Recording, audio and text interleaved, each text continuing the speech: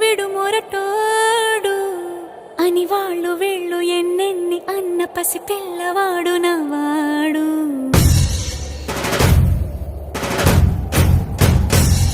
విడు ముండోడు అని ఊరు వాడ అనుకున్న గాని మహారాజు నాకు నవ్వాడు.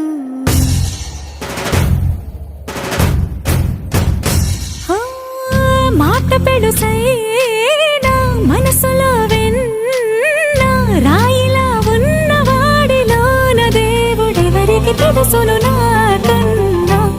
సూసేకి అగ్గిరవ్వ మాదిరే ఉంటాడు.